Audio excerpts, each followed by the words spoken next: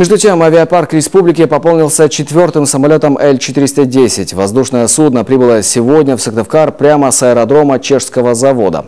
Напомним, в прошлом году в рамках лизингового договора региональная авиакомпания уже приобрела 3 воздушных судна этой модели. Только вот нынешняя «Элька», как выяснилось, еще более удобная и современная.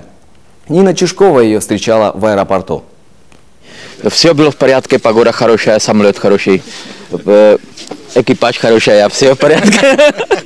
Чешский летчик-испытатель Владимир Флегр буквально минуту назад успешно посадил самолет в Сыктывкарском аэропорту. Новое воздушное судно профессионал оценил на 5 с плюсом. Двигатели новой машины более мощные и экономичные по сравнению с теми Л-410, которые республика приобрела в прошлом году.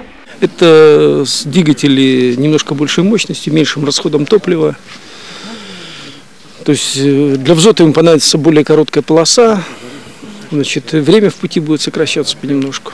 К слову, современная воздушная техника предъявляет и новые требования к сотрудникам Коми-Авиатранса.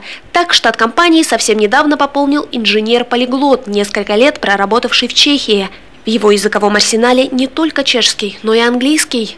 Очень много документов на чешском языке, на английском языке, поэтому сейчас языковой подготовке мы уделяем особое внимание. Уже в мае после оформления государственной регистрации самолет будет летать регулярно. Как отмечают авиаторы, приобретение Л-410 позволило увеличить количество рейсов внутри Коми с 13 до 34 в неделю, а также организовать авиаперевозки по новым направлениям. Пассажиропоток у нас увеличился на 40%.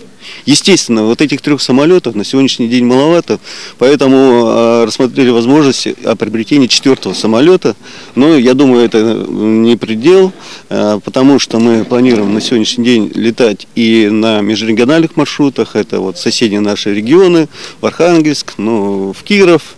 Но и это еще не потолок. По словам Сергея Иванова, планы грандиозные. В мае самолеты начнут летать в Челябинск. Кроме того, в этом году восстановят посадочные площадки в Троицко-Печорске, Кослане и Ижме.